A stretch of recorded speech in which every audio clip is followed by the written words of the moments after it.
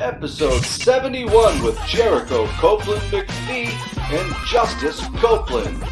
Let's do it. Episode 71, John Foster. How are you, man? Good, brother. Had some time on the water this morning. Man, I am beat. I'm beat. You beat. I tracked the steps on that, like coming up that hill, something like 41 flights.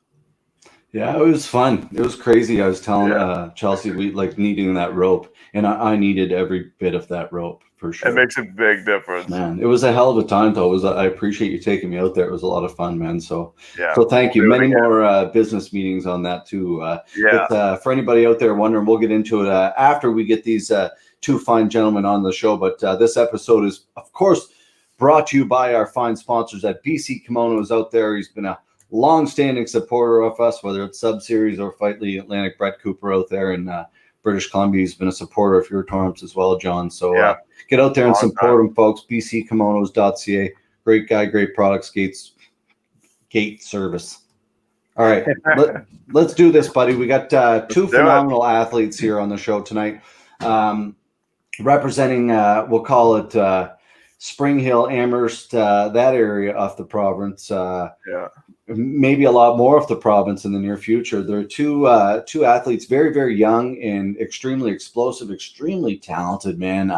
Justus Copeland, the owner of Breakthrough Jujitsu, co-owner maybe, I don't know on that, co-owner of Breakthrough Jujitsu, purple belt, an absolute phenomenal athlete when it comes to jiu-jitsu, man. He tears up the local scene. You know who he is. Absolutely. And he's just getting started. That's the scary part with him. Like he's kind of filled out a little bit now, and he's really coming into his own in his game in jiu-jitsu. So it's going to be scary to watch, man. Affiliated with LFX BJJ, so it's cool. And then, of course, you have his brother. They're just, Jerico MacPhee. Of Jerico Copeland MacPhee fought on our first card, man, and not much more needs to be said than that. Pretty much like a walk-off KO. It was pretty phenomenal performance, and very, very precise and vicious win. Yeah, it was. Yeah, it was Jimmy Smith called it well. He was just like, whoa! Yeah, it was pretty badass, man. And that's the thing. Like they're so young and talented. They're only getting started. So, enough buttering these two fine, young, handsome gentlemen up. That's enough. No more kind words about you two. Let's bring them on. Justus, how are you, sir? I'm great, guys. How are you guys? Awesome. Thanks for joining us. And of course, Jerico. How are you, sir? Thanks for joining us, boys. Let's go, baby. We out here. That's it. Welcome to the show. Welcome to the show. It's an honor, man. Always look forward to being on here. Yeah, it's the second time for you. Yeah, thanks for having us, guys. Yeah, so how are you guys dealing with things? Things are good, man. I'm back to work finally, so like things are kind of getting back into a groove, right? But I enjoyed the few months off, man. It was good. Yeah. Hang out with the family and do all that thing. Yeah. Yeah, man. Adjustment. Yeah. How about you, Jericho? You're staying a little busier? Yeah, I ended up getting myself a job there in March. So I'm stocking shelves during COVID and waiting to get back into fight camp. It's pretty much all I can say, man. Doing what I can for training. As you know, you can't really do jiu-jitsu or do wrestling. So tough. That's really tough for me because it's one of my main aspects, and I really enjoy doing it, obviously. But I've been making do. I have a little secret location, I guess you could say, and I've been getting in some good pad work, bag work. Gonna get back into sparring here soon, but I haven't really. Well, I did my camp. Well, my last 4 or 5 camps at Tristar. And that's pretty much the last time I got some good solid work in with some good guys. So man, I'm looking forward for this shit to be over. That's for sure. I bet. So man, it's been rough. It's been rough with no rolls, man. It's been real rough. Like I'm hitting the heavy bag for the first time in years. It's rough. Man. I'm down there hitting the heavy bag. You got to do something, right? Like you can only run for so long, man. It gets kind of tedious and stuff, It doesn't take out the anger I don't know about you guys, but for me, it doesn't take out the anger that I need. I need that release, man. I need somebody attacking me to be that motivated. Right? Like, I gotta. It doesn't happen any other way. Yeah. Yeah, for sure. Yeah. No, it's tough. Have you talked to Tristar at all, Jericho? Like, what are they saying? I mean, you know, I got my guys there that I'm pretty close with. You know, I got a couple guys that are, you know, on the pro team, and they're looking forward for the gym to get back up and running, and you know, get the click back in the gym and get the work continuing. You know, get these wins on the go. So yeah, that's right. Yeah, I'm staying connected with all my friends up there. That's for sure. Nice. I gotta ask you, who wins between you two? Oh man! Every time you that. I love when he comes home because I just get ragged like no one else rags me. You know, nice, man. Right away, just love wrestling with this man. Yeah, like, he's so talented, dude. Yeah, man. He's the reason why I stopped pulling guard. I mean, you can only just get ragged so many times and thrown before you just decide I need to learn this. So you know, wrestling's so fun, though. It is, yeah. Yeah, man. I really used to enjoy wrestling.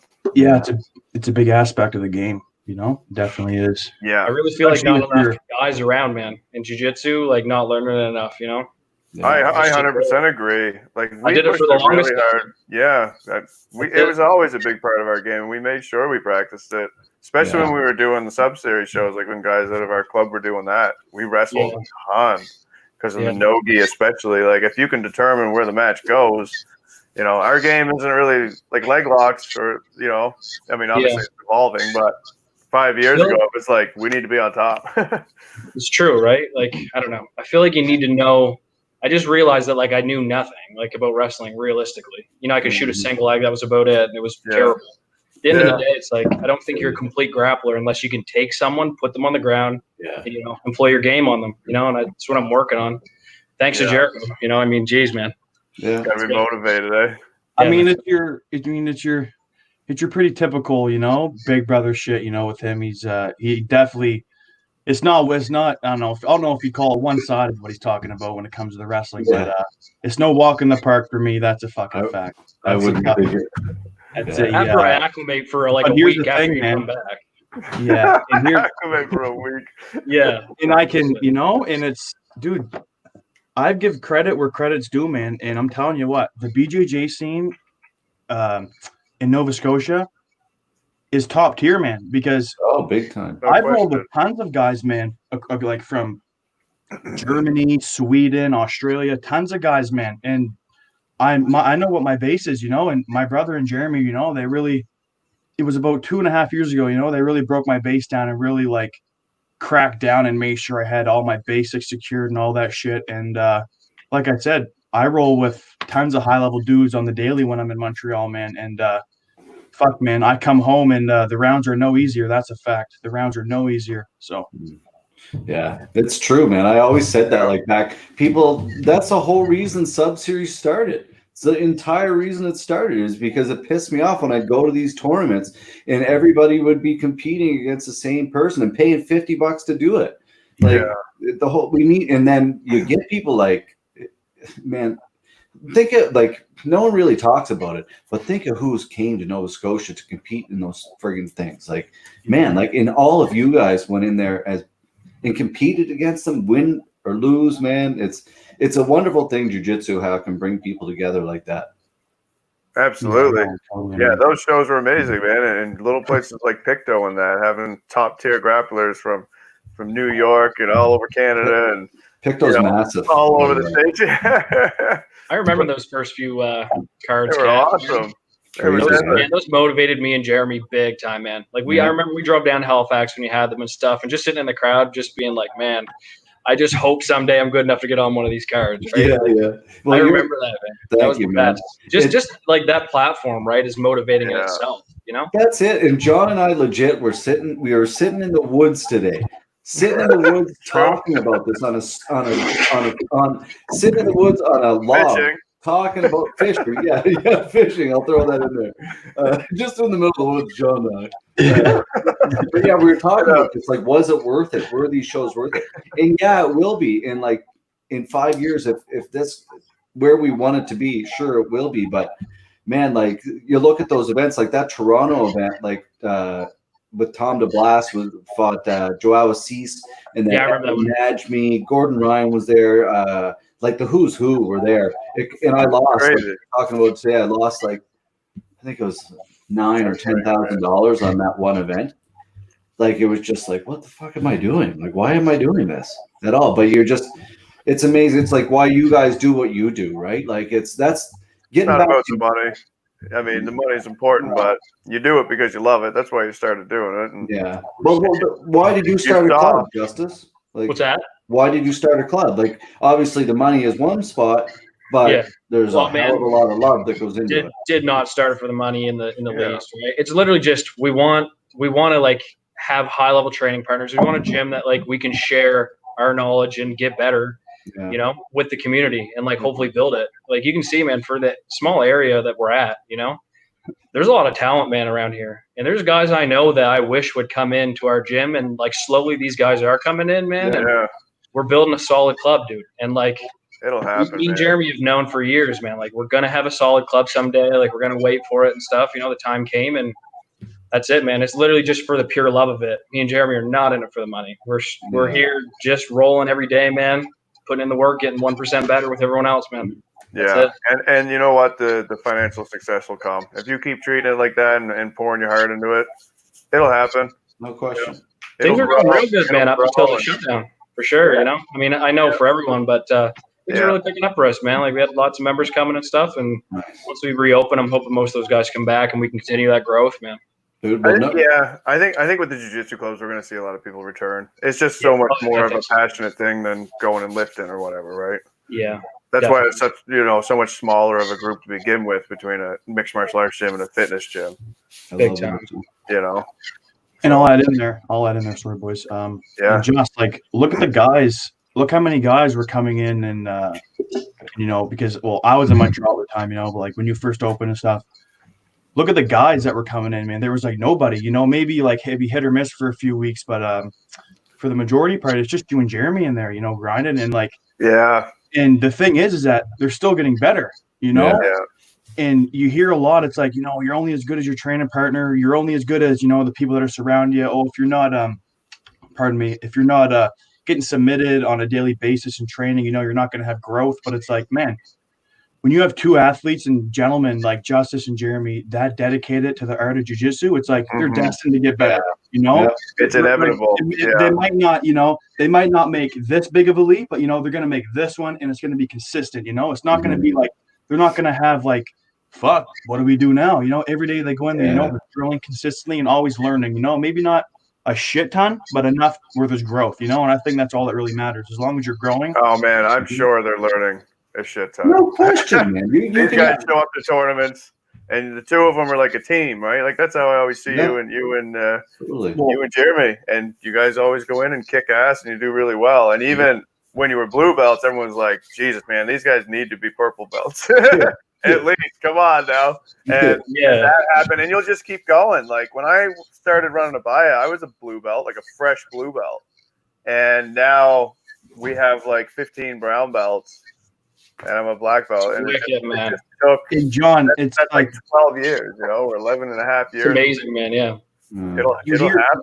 Yeah. And you see a ton of ads on, social media, and you see like even some black belts are like, no blue belt or even purple belt should run a gym or coach and instruct, and it's like, well, then it's like, what else are like the circumstance, though, right? Dude, what else are people like us gonna do, man? We're not from Brazil, we're not from America, where all these fucking black belts are rolling into every gym on the corner. It's like, man, we gotta make do with what we have here, and it's like, what are we gonna not roll because what? We're gonna not roll because he's a blue belt or a purple belt. Like, I feel like it's small here, and I feel like that's how it started everywhere. Everyone starts somewhere, and it's I mean, don't get me wrong.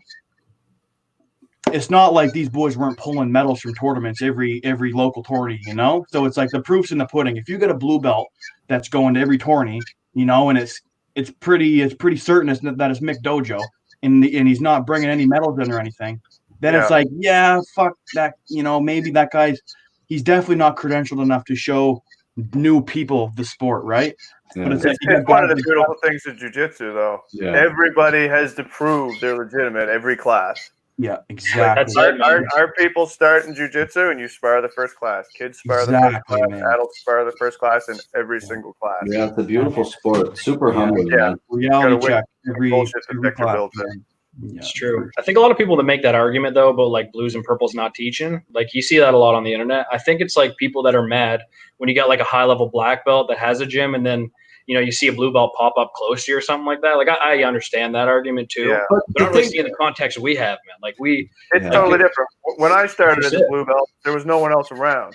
That's like, how can you tell that blue belt not to teach? How, like, it's always I show up and open a club, like, If you're a jiu-jitsu blue belt, right? I mean, no one gets easy belts in this sport that we, not around here. Bullshit. If you're a blue belt, you can teach a white belt a ton of shit, and that's all it boils down to. And then by the time that white belt's at a blue belt level, you're at a purple belt level, right? So I mean, as long as you keep working and progressing. I think the biggest thing, man, it's that. And it's like be under the guidance of someone legitimate for sure. 100%. And go there, train with them, check yourself, Yeah. When I'm not getting thrown around and beat up enough in the gym, I for sure go down and see Joel, Presley, Whalen, all them. Yeah. I take my lickings and I go home and learn, that's it. Man. Yeah. 100%, man. You have to get that training in too, It's weird though. Like, I don't know why there's so much of that in jiu-jitsu. Like, again, it's a weird thing. There's so much of that, and I don't know why. So much of what? Like just that kind of stuff. Like talking about I should have blue belt. Oh yeah. Well, man, to me, would you go down the road and be like, well, that guy's only been driving for 2 years. He shouldn't drive. And if he's been driving for 2 years, he can teach someone else how to drive. No problem, right? It's a weird thing. It's like what I always say to talk to people, like when they go from one club to another and then they're pissed, they don't like it. It's like, well, in gentlemen's hockey, if they went because they lived closer to that team and they went and played with that team, would the other team be like, what a dick? No. They'd be like, man, it makes sense. It lives closer to I hate that shit. Yeah, right? But there's some of that. Yeah, but you have people that are coming and learning and paying for memberships. They're getting value out of it. So you're obviously doing things right. And it's not the same. It's not like there's 6 black belts on your block running schools. So I'm not concerned about that at all, man. If you come and roll with us, which people drop in all the time, man, I love having guests. There is not a soul that is concerned about me and Jeremy running our gym, man. No. God, no. Come roll with all of us, man. Yeah. And if it really was a thing, you could hire a higher belt to work at your gym. Yeah. Not every black belt's good at running a business or wants to. There's a lot more at play to running a gym, to being an instructor, to conveying information. And man, absolutely. Purple belt could be just amazing at coaching people, building them up and showing them how to, coach themselves and how to fix their own problems, Yeah, 100%. Yeah, man. That was definitely one of the biggest things that I learned, man. Me and Jeremy both, from Mitch, training a long time with Mitch was learning that, how to learn jiu-jitsu. It's that's another thing that you got to learn, man. It's not just show up to class and put in the time. It is that, obviously, but there's more than just that, man, to improve 100%, And you have to take it into your own hands. You can't 100% rely on your instructor 100%. No, that's true. That's it. And we're lucky enough to live in an age where there's so much content on the internet. If you practice long enough, you have the ability to watch a video, learn it from watching it, and relay that information in a concise manner. Yeah. That's it, man. That's a skill as well, right? So yeah, man. 100%. I don't, but there are some skills that are, can you do that with MMA? I don't know. Yeah, can you, Jericho? You can break MMA down into technique. It still has to be practiced, though. Yeah. Oh yeah. Yeah, right? I mean, you can, for MMA and jiu-jitsu, I recommend, just be off your back as much as possible. Top position. 100%. I'm a top player. I mean, I'm not much of a guard puller or guard player. I mean, when I'm in the gi and stuff, it's I won't shut that part of my game out and be like, no, I'm not a guard puller. I'll fuck that. I'm never gonna be a butt scooter. But it's it wouldn't hurt to try and learn. People say don't roll in the gi and stuff. It's it's gonna you're not gonna get any better at no gi, or you're not gonna get any better at MMA. You're not gonna get worse. Man, you're not gonna get worse. Yeah, exactly. I just think you need to understand the difference between the two and apply your game differently. And people, I think that's the biggest thing. Yeah, people are, I feel like people that be like, no, don't train in there. It's like, it's kind of ignorance, because it's like, how can you tell somebody not to do that? And it's like you just said, Justin, you got to have be knowledgeable enough. Like, obviously, I know this ain't gonna work in this isn't gonna work in MMA. Obviously not. So then don't do it. People are so quick to be like, fuck that. You're gonna go to, you're gonna do this. You're gonna do that. It's like, no. It's like. Just get knowledgeable with it, and it's and people are scared to leave their comfort zones and do specific training with people, in De La Riva or mount back. People are scared to get exposed, man. And once I started exposing myself in training, that's when my skills skyrocketed. Skills and confidence on the street skyrocket. You got to embrace that, man. Expose yourself all the time, man. That's what you got to do if you're gonna improve, right? Well. You gotta, man. You're 100% right. You're 100% That's right. it. If I'm shit from the back, get on my back, man. Let's do specific training from the back until I'm not shit from the back anymore. It sucks. No one wants to do that because it's a lot of the time it's not fun. But I mean, no, it's no fun. You want to get better or not? Eventually, it will be fun. Yeah, if you keep going from the same position every time, you're not learning and you're not helping anybody else in the club either. You're just being a dick. Yeah. That's martial arts, though. I say it with boxing all the time. Like, if you want to get good at boxing, like, you really got to want to get good at boxing, because the first couple of years are not going to be that fun.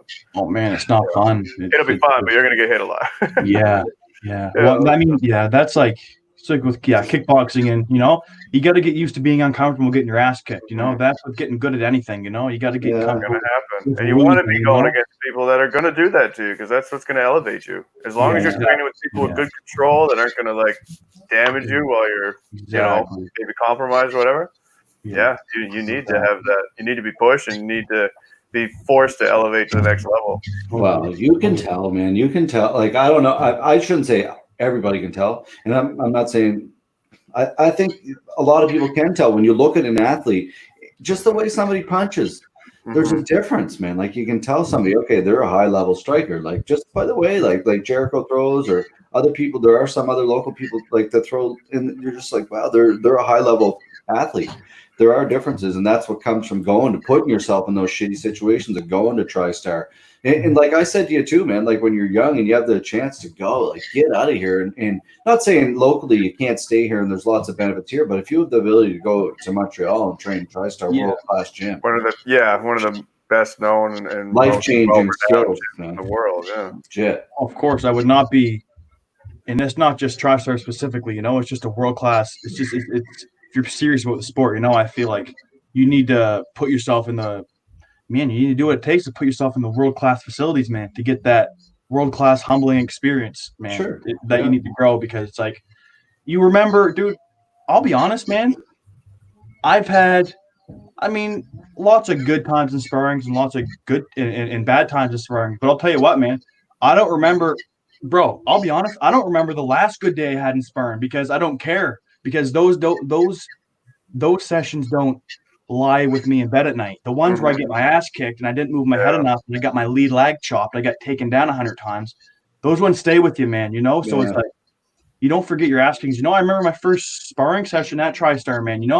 I got cross-faced for 30 minutes, and I thought I knew stuff, man, but apparently I didn't. Apparently I didn't. But same with the sparring session.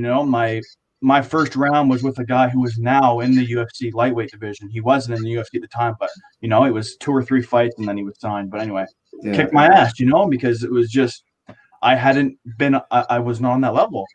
Yeah. And that's the thing. Go ahead.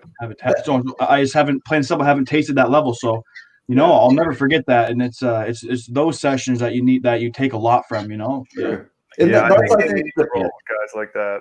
Yeah, of course, guys like that, because then you know what that level feels like, and then it almost makes it easier to achieve, in my opinion. Like, I know when I roll with someone high level, I'm like, holy crap! Like, okay, there's 10 steps above what I'm doing. Of course, there's levels to everything. Yeah. Like, and anybody who does, like locally, sure, man. Like, Jared and I again talk about this all the time too. Like, we're really, really talented. All the local gyms, super talented.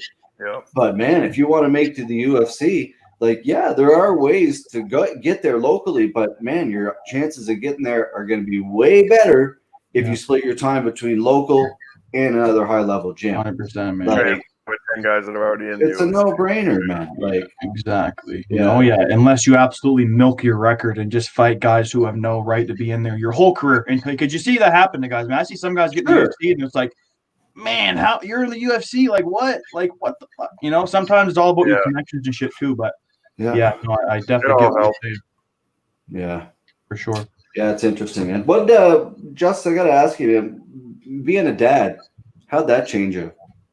Big time, man. It's tough. I won't lie, for sure. I don't know. It's like kind of gives you more motivation for sure, though, too, right? You know. And my oldest son now, he's kind of getting into things a little bit more. During the quarantine, I'm teaching him stuff, and it's more responsibility for sure. But for me, just kind of, I don't know, kind of drives you to be a little bit more efficient with your time and stuff too, right? Like you have to be, right? For sure. It's tough running, like working full time, running the gym, and then also like having time for family and everything too, right? It's tough, I won't lie, but man, you make it work. You literally, some people in that position are going to go, oh, you know what, man, like I'm just probably not going to be able to get that good because I got kids. But for me, it's like, no, absolutely you can. Absolutely. Look, there's guys out there with, like, what does that have to do with things? Yeah, it makes it a little harder, but you make the choice, man, you know? Gracie's all had like 10 kids back in the day, didn't they? Like, come on now. Those are two little guys I get to pass my skills and everything to, right? Yeah, future ninjas. That's right. Man. I don't know. Yeah, it's pretty awesome, man. That's why I enjoyed the last 3 months. You know, it's tough. It's tough not training and stuff, but at the same point in time, like I've never had 3 months just with my kids and my fiance for that long, man. Yeah, and you might not ever that reset button, dude. Like I think it's good. I think it was gold for sure. Especially when they're little. To have a couple of months to spend when they're little is like you're probably it's unprecedented for most of us. I know. So it was really good. Yeah. My cats have been wonderful. Yeah, they're giving you lots of attention. That's been great. My cat, Chelsea, she's not here right now, but Anyway, that's awkward. So let's move on to something else. Cat, what are you doing? What are you doing for training right now, boys? Are you guys doing any conditioning or anything? No, man. I'm running. I was lifting. I had my whole fitness gym to myself, so I was doing a bit of lifting, and then I was renovating a house for a month straight, so a lot of roofing. That was a good workout, and now back in the gym, getting it ready to reopen. So people are scared. People are always scared to be like lots of kick the can with the boys. Yeah, like the conditioning I've gotten in like just the workouts I get from MMA in general, you know, whether that's showing up for kickboxing and doing wrestling or vice versa. Dude, there's no other workout that puts me in that type of mindset, bro, or gives me that type of pump on, gives me that type of relief and satisfaction. And it's like, bro, I'll admit, I hate running, man. I'll be the first guy to tell you, man, we're going for a run. I'm like, all right, you know, I'd rather get some sprints in real quick, you know, like shit like that. But it's like, man, we're just pumping iron in the mirror, just squats with the dumbbell, shit like that. I mean, it's ugly work and it's like it sucks, but it's that shit that's got to be done, you know. So it's brutal, but see, I'm not fighting in a cage, so I don't have to do that. You have to. I don't, but I should. You're right. I've been really kicking the crap out of an 18-kilogram dumbbell. Or not dumbbell, kettlebell. Dumbbells are dope, man. It's like one of my favorite things to do. I like it, right? You can mix it up with the dumbbells too. I find they don't get so boring as other stuff, you know? Yeah. There's just so many different things you can do with them. Yeah, there is. Yeah. It's fun. You know, I'm trying to stay as best I can for sure. I got to ask you boys, what you think about the whole Fight League Atlantic experience? You guys have been around the game for enough different venues and platforms out here. What you think of it? I can give you my perspective too, just as like a coach. Man, like, of course. You know, I've been to like the other promotions that have been around. Good and bad too, right? Like, what's that? We want good and bad. If there's, you know. Man, I honestly like the bad though. Like, I don't even really know. Like, maybe just like the whole fiasco with the shirts and stuff like that. But it wasn't even really that bad in the end. We already took care of that problem. It is what it is, man. You guys can't control that. But everything you could control, I feel like you guys knocked it out of the park, man. I'm not just like blowing you guys up or anything either, but I mean, just everything was executed really well, like organized really good, like super professional quality of everything. Like, it just felt like things were buttery smooth, really. Like, you know. Nice. Cool. Awesome. At any moment, I didn't really feel like we didn't know what was going on or what was going to happen next or anything like that. Personally, yeah, cool. It was really good, man. Just made me excited that you guys are going to continue to put shows on, man. You know, makes me want to fight again, man. Yeah. Makes me want to fight again, man. Yeah. That's it, right? Not me. Yeah. Oh, I can give you my perspective as a fighter. Like, I know it was hard. Like, that's for you and I. Like, trying to find the fight at the beginning. Like, I mean, bullshit, but that's part of it. Yeah, for sure. Yeah, and you know what, man? It's like, so people say what they want about opponents, man. It's like, you know, pro debut is to get in there, get in there, get the feel for the cage. You know, win or lose, whatever, man. You know, yeah. You get what I'm throwing down. But yeah, from a fighter point of view, man. Very, very good production, because as fighters, man, it's like it means a lot to come to weigh-ins and not just get on a scale in front of a commission on a shitty table, you know, it's like whatever, small, like at the Lions Club, you know. It's nice to roll up and be like and have not expectations, but it's like it's nice to have expectations as a fighter. Sure. You go to a venue, you expect the weigh-ins to be set up nice. You expect them to have, you know, stuff to maybe, you know, water and stuff for the fighters like you guys had. You guys blew that out of the park. You had more than enough for the fighters and stuff, you know, supplements, protein, water, you know it. But, you know, just something as simple as, you know, Kalades or Jimmy doing the weigh-ins, you know, man, shit like that makes a big difference. And, you know, back and stuff, I guess I'm trying to think, like, nothing I can say negative about the event.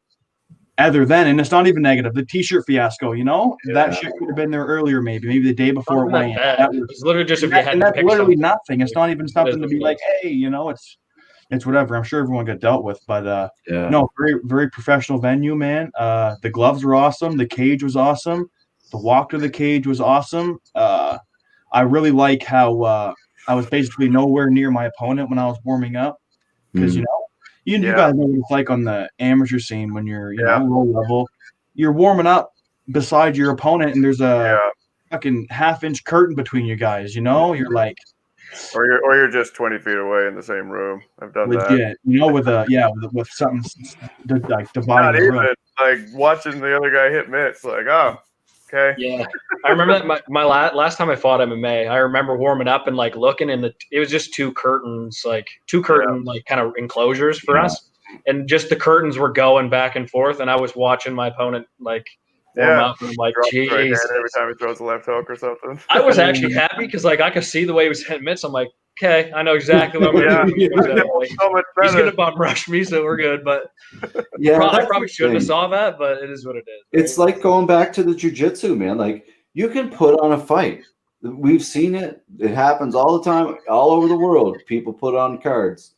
Maybe one, maybe two, maybe three. Who knows? But if you want to build a scene, if you want to build people like Jericho, who's on the cusp of being to the next level, period, right? There's other people too locally that are close, and they just need a platform to get there, right? But then there's lots of amateurs who are like, oh man, who are like blue belts or whatever, maybe I want to fight. And you can build that scene in a classy way. Like, you don't have to have those same fans all the time there. You want to build different fans and bring them into the sport, and broader. Yeah, exactly, right. I'm glad to hear that from your guys' end, because it's important, man, to keep people happy, not just fans but fighters. It's important because there's a lot that goes into it. To even have a professional video, like, man, of course, that means the world to fighters, bro. Like, nothing gets like, and it's like, I feel like as fighters, it's like, man, we have the right to have the footage to our fights, man. Like, we step in there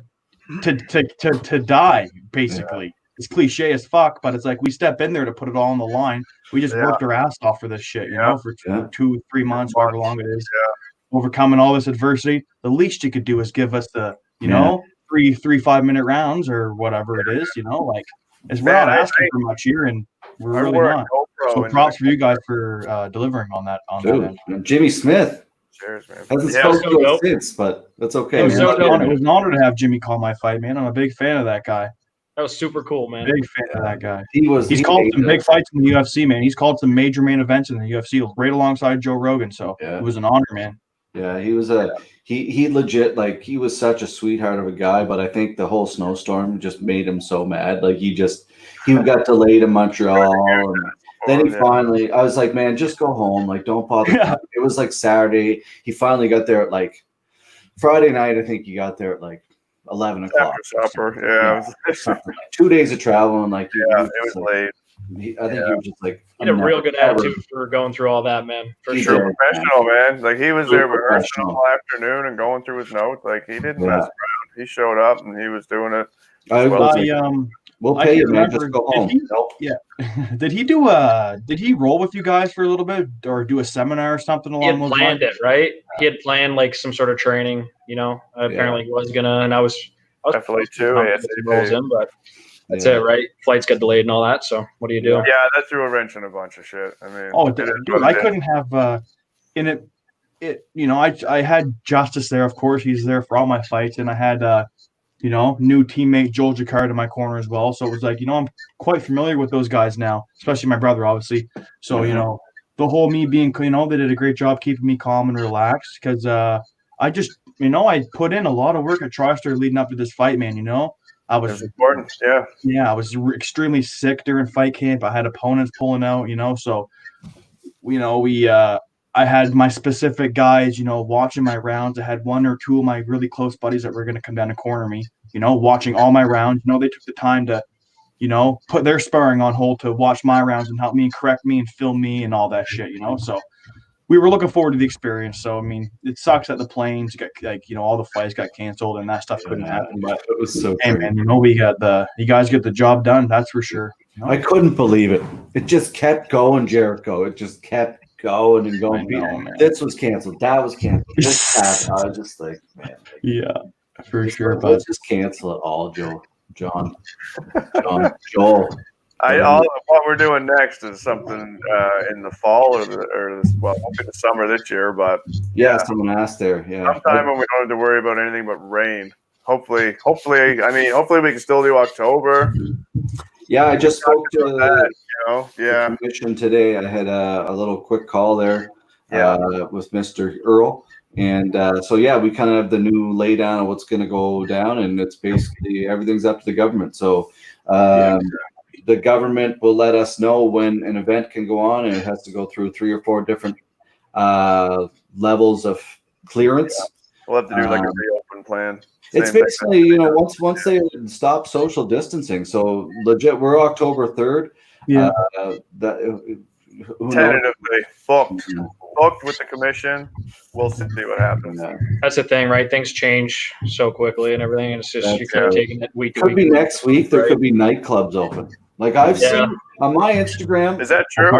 I know bars are open here now. So what's that? People are going to the bars and shit now here. So that's really be any time. It's crazy. Where are you now, Jericho? Sorry, John. Where are you staying now? Where are you living? I'm at my father's in Spring Hill. You're in Spring Hill. Scotia. Okay. Yeah. Okay. Yeah. I can go to a bar since March. Gotcha. Yeah, I know. You can go get intoxicated and potentially get behind a wheel, under the influence and potentially put lives at risk. But God forbid you go hold pads for somebody for 10 rounds. Man, God forbid you go throw nights. Yeah, it's crazy, dude. Like, God forbid you look after your well-being. I've seen on Instagram, legit, like I probably see. I don't know if you guys see it too, but every day there's multiple people training all over the world. So, man, like let's get her. I think let's get her going. Let's get her going. I think that. Sorry, did I just cut someone off? No. I think just like they're like when they're opening with phases and everything too. I think they're like waiting that 2-week incubation period and everything too, right? Yeah. I think if they do that a couple times and they notice, hey, numbers aren't rising, they might just open the floodgates and just let things happen, right? I don't know. Like obviously, if things spike again, then they're gonna tighten everything back up again, right? But I guess we kind of just need to see. Yeah. Worst case scenario is we get everything going again and it gets shut down again. That would be horrible. We need to open it and do it right and stay open. Yeah. My staff's been back in at Motive, and we just rearranged the whole gym, stuck a ton of equipment in storage, got like new disinfectant systems and all this other shit. So that thing. You have like machine gun sanitizer. It's hilarious. did you see that thing? Yeah. Clean your arsehole with that thing, bud. All right, I said, look, guys, I got the new enema machine. Who's first?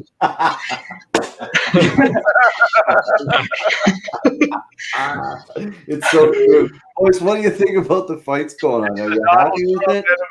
Oh man, yeah, dude. I think it's kind of good too, right? Like UFC's putting on these events and they're doing it with no crowd, which was like weird, I assume, for the fighters and everyone too, right? But I mean, if you look at it, I don't think everybody loves it. Everybody seems to. Oh, love dude. it. Well, also too, it's going to show too that like those events can be put on, and like as far as I know, there's been no spread due to anyone at those events or anything, right? No. The more things like that happen, I think that's a good thing, right? Huge. And it's keeping everyone sane. It's the only sport going. Like, and there's been some amazing. Is the NBA starting back up now? What's that? Isn't the NBA starting back up? Do they have a date set or something like that? I'm not exactly sure, man. To be honest, I can't watch any sports that don't have physical contact anymore, dude. I don't watch any It's just me. I haven't seen it. I haven't. So. You're 7'6" and you can dunk. Oh, yeah. How's that translated to real life? You're 7'6" and can dunk. Have you seen Francis Ngannou yet? Yeah, that's right. Yeah, exactly. We're obviously dope athletes and everything too, but it's just what they're doing. Like I just get bored watching it, man. It's just like. To be honest, man, like most sports, everything, you tell me everyone's not waiting for a fight to break out. Yeah. Yeah, look at hockey. Everyone's like, oh, they're going to fight? They're going to fight? Like, okay, well, how about you just go watch fights then? Yeah. So, I got to say, man, when I used to live in Toronto, I'm just shitting on basketball, but it's actually an extremely fun sport to watch live. It's so fun live because there's music playing and it's fun actually. I'm not hating on other sports or athletes. Just me personally, I have a hard time watching it. Man. Well, you look at the UFC, man. Like, we're promoters or whatever, but my God, like, come on, like, how many MMA events like have you been to where you're like, is this fucking for real? This is the most boring shit I've ever been to ever. Like, like sometimes, yeah, man. Like the UFC cards I've been to, some of the jiu-jitsu events I put on. I was like, what? It depends. It depends on the athlete. Like that Tom DeBlasio assist match cost like $6,000, dude, and they sat in half guard for 15 minutes. They were like, I know. Like, I'm not a fan of those matches or that kind of style, man. I don't know. Yeah, it's tough though. When you get high level black belts like that, it's obvious that if one person makes a very small mistake or one little movement, it's over. I get it. Yeah, it's just kind of tough to watch it, and I respect that obviously to be at that level for sure. Yeah. But it took me a long time to realize that because I went in. It was weird because you had Satava. Kyle was the first main event, and Kyle lost with like a second left after a 20-minute match. So you're pumped, like that's cool, and then that's when he separated his bicep or something. He separated his bicep. So then you put that match on, and you're like, oh, you think it's going to be a ground burner? Little did I know, like I learned a lot that night in that show, man. Like that, you have to have mismatches in jiu-jitsu to make it exciting. Not mismatches, but not even just mismatches. High level guys against each other like that. Like they don't want to take the risk, and they're also super good. There's certain guys that in certain styles, like people just are always trying to finish no matter what. They're not just trying to win. It's like they want to win the fight by submission. I don't know. I always try to grapple like that, man. To me, it's like, that's just what it is. Like, I don't want to win by winning positions. Like, obviously you need to win positions to win and to submit. But man, like if you're I just think that your ultimate goal should always be to finish it. Sure. Like you obviously, there's certain situations where you're going to have to just maintain a position. Like I completely understand that, but I don't know, man. Like you said, it's just not like conducive of anyone wanting to watch things too much. Like when things get super stally and stuff. Like, and I try to be like self-conscious of that during matches. Like if I feel that it's going to be like that, I don't know, man. It's like, I don't really want to win by one advantage. I'd rather lose like by 2 points or by submission. And it was like insanely exciting. Like I want people to want to watch it. And I also like during that match, I'm not having that much fun. Like for me, I'm having fun if we're both trying to finish each other and we're going hard, right? Yeah, totally, man. Yeah, it's no one. And I always said this, like Joel and I had this conversation all the time because Joel had a ton of matches on those cards because he always wanted to compete. He was always like, man, I'll do that. If someone pulls out, I'll do that or whatever. And man, like at the end of the day, no one cares. Yeah. Like, you know, MMA different, you know, but jiu-jitsu, no one's keeping track of your record. Like, no, it is what it is. Yeah. I mean, like there's so many more matches in jiu-jitsu than MMA too, right? Yeah. Like, it just is what it is, right? Yeah. If you go out there and put on a killer performance and lose, people are still gonna be like, man, he is really good. Yeah, you feel better about that, you know, for sure, man. Big 100%. time. Yeah. 100%, man. As Nick Olaney says here, styles make matches. Nick They do, Olaney, man. 100%, man. Nick's they do. doing a good job there with Guillotine. Shout out to Guillotine Productions. My I know. boy. Nick was a big part of everything we do. So Nick's the man. Yeah, Nick's gave me some really good opportunities, man. You know, me and Anthony Govan, we're gonna have a match there on that card that he had this month, right? It's gonna be Joel and can't remember his name there from Ontario right now, but them two in the main event. Yeah, Scott Jutras or whatever. Yeah, it's gonna be them two in the main event, and me and Anthony, right? Like you said, styles make matches, man. I think that was gonna be 2 fire matchups. Big time. You know? Yeah. I got a lot of respect for Anthony too, man. Anthony's so good, and like I asked for the match because you know that me and him are both going to be going for it. Sure. When the time the bell goes, you know. Yeah. I just like those matches, man. You know, Yeah, you look for those guys, man. You got to have those matches. I'll never forget Nick. He came out with us so we did. Remember that event we did out in Edmonton? We flew out there. We did. It was myself, Nick, and Danny. We flew out, the three of us. We pulled off that huge event. It was a tournament during the day, and then we would just switch the club over to a venue that night. Shout out to Luke Harris for not helping us. Good job.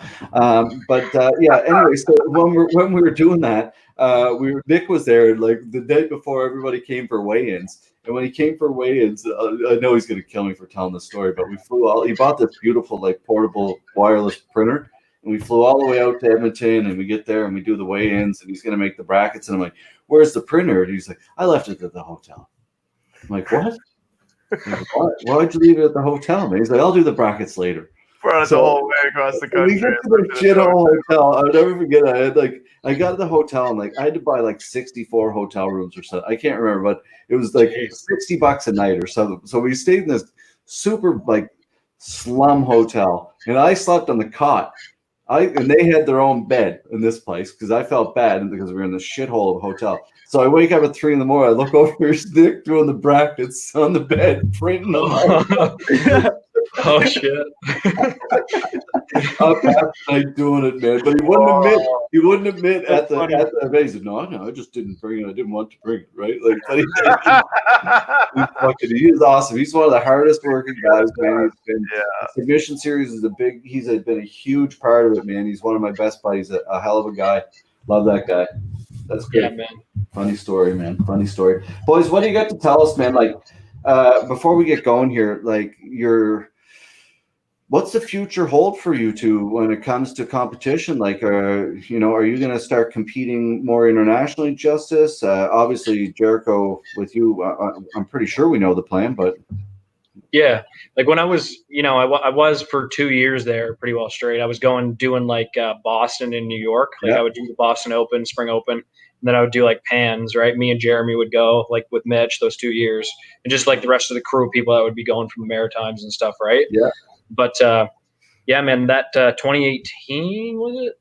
Not 2019. Yeah, like I had a whole year where I was just so sick, man, and like I had MRSA, and I didn't know I had MRSA, and it kept coming back, and it was rough, right? So I mean, I couldn't go do IBJJF at all, and this year is like me, Joel, and like everyone down there, and Jeremy, like we were planning to do Boston and then spend a few weeks down in New York and spend some time with Marcelo for sure, right? So that's definitely the plan. Like obviously, like things are up in the air obviously now, right? But that's the plan, man. Yeah, for sure. Like my goal for a long time was to win an IBJJF for sure. It's still the goal. I definitely want to get gold at one of those tournaments for sure. But at the same time, man, I just so enjoy doing the sub only. Like I just really, really enjoy it. I find like I thrive in that kind of rule set a little bit more. So I like that rule set better. I don't know. I like them both, but I just seem to do better in the sub only. It's almost like I can just like relax, and it doesn't matter if I lose a certain position. It's like I can still win this sort of thing, right? When there's points, it's a mental thing for sure. I think. It is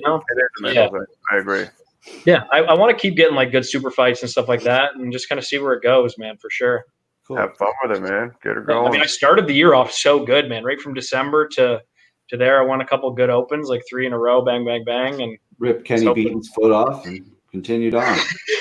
Yeah, man. Well, he He almost ripped mine off. Goddamn. Yeah. Now that he wasn't trying to hurt him too.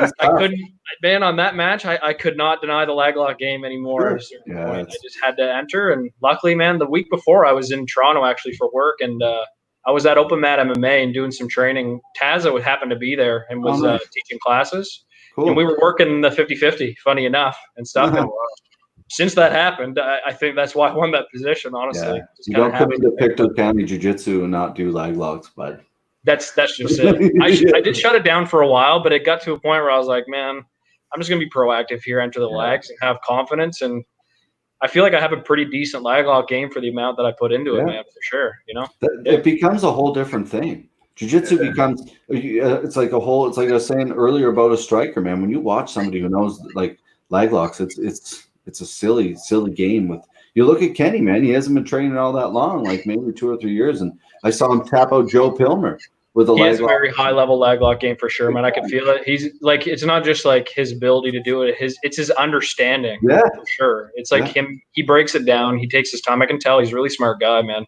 I had a really fun time just even talking to him about the positions and stuff, man. He's a super cool guy. Yeah, it is. How about you, Jericho? The plan for me is UFC. Mick Maynard, if you're watching, I know you watch every goddamn episode we do. I think there's a few guys though, Jerry, that I think you got to clean up some other wins around here, and I don't need to. Hear me out. I don't need to. I don't need a name drop. All right. The plan's simple for me. You guys know. Train hard. Win fights. Take over, baby. Plain and fucking simple. That's the plan, and that's happening. So that's all I have to say. Yeah, it's a good way to go about it, man. You know, it's if I can slip one more thing in before we go, we're taking them away. No, just Jesus. Fuck the Mayweathers. No, if I can say one thing, I mean it. I mean, because miserable people need love, right? They need love. So, guys, whoever hates me and hates what I'm doing, and they're haters on the side, I'm begging you, keep it up, man. Keep it up. I need you. I need people like you in my life. All right, so just keep it up. Big kiss. Keep it up. Thank you.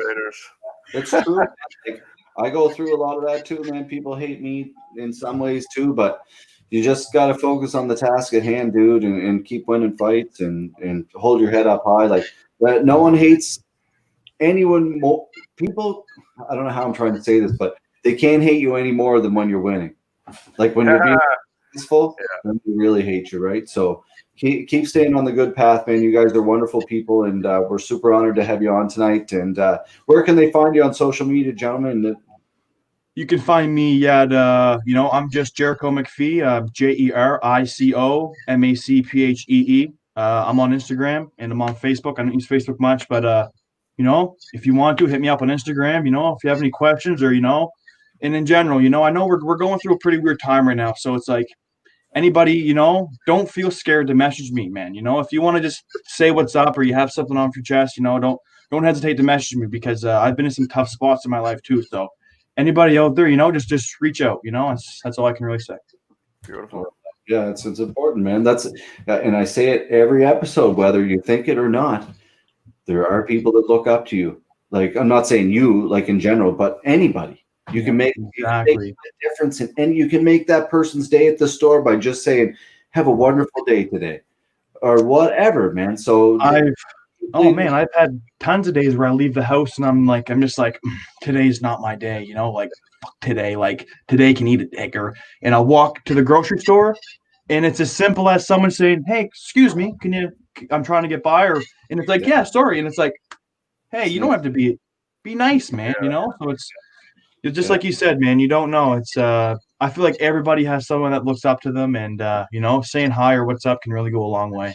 Big time, man. Big time. Oh, yeah. I would say, like, any city I go, or I lived in Toronto for 10 years, man. Like, I became friends with a lot of people who lived on the streets because, man, at the end of the day, a lot of them had nobody, right? Talk to people, be good to people, and it goes a long way. So, what about you, Justus? Where can everyone find you? Yeah, on Insta, I'm at JustBJJ, and our gym, Breakthrough BJJ. It's at Breakthrough BJJ, and on Facebook as well. It's just Breakthrough Brazilian Jiu-Jitsu. Yeah. Great. Awesome. Deadly boys. Anything you want to add, Foster? No, it's good chat with you guys. It's good to see and see what's up, and hopefully we're all hanging out at competitions and shows again here real soon. Hopefully this year. I think really hope so. Yeah, with all the fitness gyms opening this month, let's see. Give us another month of martial arts, and just fingers crossed everyone doesn't act like an idiot, and we can put this thing behind us. That's the key, right? For sure, man. Thank you guys for having me on, Jaron, man. Really appreciate it. Really enjoyed it, man. First time for you, and it will not be the last, my man. I think you're a wonderful guy, and if there's anything we can do to help, and it's funny, man. Not to segue again, I'm always terrible to the show, but go ahead, buddy. Everest is like biggest place, New Glasgow, or any of these other places, man. So, like John said, you're gonna get there. Stay the course, dude, and you're a wonderful guy. And keep it up, guys. We love you. Thanks, guys. All right, yeah, boys. Boys, love you guys. Thank you. Justus Copeland. I don't know why I change my voice when I do that. I don't know, man. It sounds good, though. That's all I got to say about that. Hilarious. So I'm doing the pro. She's like, why do you talk like that? And I'm like, well, what do you mean? I don't know what you're talking about. That's how I'm supposed to talk. I'm a professional voice actor. Didn't you know I'm not getting paid to do this? And don't you know I do commercials all day when you're at work? Yeah, what kind of commercials? Radio, obviously. Shout out to Dragon Energy drinks behind us. Yeah, tell us about Dragon Energy drinks. This is a sugar-free one. Hell yeah. This is a new brand. I'm going to put on my Dragon suit. Hold on. Is this from Dragon Energy?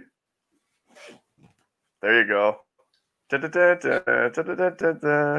Hiya. Ha. Wrong theme song. Welcome to Dragon Energy. Dragon Energy. I am a ninja. All right. Beautiful. I love it. New sponsor on board, folks. Shout out to the fine folks at Dragon Energy, located over there in Africa, actually. So they're going to be moving into Canada. They're located in a ton of countries all over the world. But they're now our official drink sponsor. Super excited about this. So all of our athletes moving forward in the future, just like any other brand, you will now have this in the cage when you do your Octagon interview. Dragon. Do you like that? Yeah. Yeah. Should I try it on air? Do it. You better like it. I'll fill it up with hot sauce. Chug the whole thing. I got my Get Sauce shirt on. Maritime Madness. Yeah. Maritime Madness. Maritime Express is up here in the valley. I'm just an idiot. Yeah. Get your hot sauce, your peanut brittle, your hot snacks. Hold on. Oh, do. Smells like dragon. Dragon breath. I'll have to send one of these to a buddy of mine. He was on Tosh.0. He does energy drink reviews. Oh yeah, that's a job. It's hilarious. We gotta get him on, man. I gotta get him on to do this energy drink review. It smells smells quite lemony. It's sugar free. Kind of tannins in it or whatever. You stick your nose in the can and sniff it. Oh wow, it's good, eh? Oh yeah. Woo! Yeah. Roar like a dragon. Dragon energy. Look at me fly away. Okay, yo. All right. Yeah. We're getting out of control here. We're getting out of control. This episode, hanging yourself with your headphones. We were drinking today, folks. If you can't One tell, dragon energy and falls apart. We were drinking. We were drinking and fishing today. Yeah. I'm all rattled. Man, that was a good episode. That was cool to have those two on. Love those guys. Good to see those guys. Yeah, that was cool. All right, man. Positive, keeping it real. A couple hard-working young dudes. Boom. Yeah, boom. Mic drop. Paper drop. We're off tomorrow, folks. No episode tomorrow. We'll be back Sunday. Sunday next week. Sunday, Monday, Tuesday, Wednesday, Thursday next week. We're also discussing the topic of a 24-hour marathon show for charity. Bringing on a guest every half hour for 24 hours for charity. Post below if you think it would be a great idea, or post below if you think it would be annoying as hell. For us, as ever our wives. It's gonna 24 hours is a long time. It is, man. Yeah. It's a good idea, though. It is a good. That's what we do, people. We discuss ideas. Let's fish. We'll have to. Yeah. All right, man. Well, thank you again for that wonderful day you took me out fishing today. It was a wonderful day, man. We're gonna do it again, man. That shit's good for you. Yeah, you're telling me, dude. It's good for me. It's good for Chelsea too. Yeah, that's right. All right, buddy. Awesome, well, next time you're gonna catch something. Whatever. I'm all right. If I don't catch fish, it's okay. That's the bonus, right? Yeah, that's all it is. It's all good. Yeah. There you have it, folks. Episode 71 in the books. Hard to believe, John. Thanks to BC Kimonos. Check them out, bckimonos.ca. Brett Cooper. Give him some love. John, if you can be anything in this world, what are you going to be? Be kind, sir. All right, buddy. We'll see you tomorrow. No, we won't. We'll see you Sunday, whatever. See you in a couple days, brother. We'll be talking. I'm throwing the... Thanks to our friends. Make sure to check them out online, and we'll see you on Sunday night.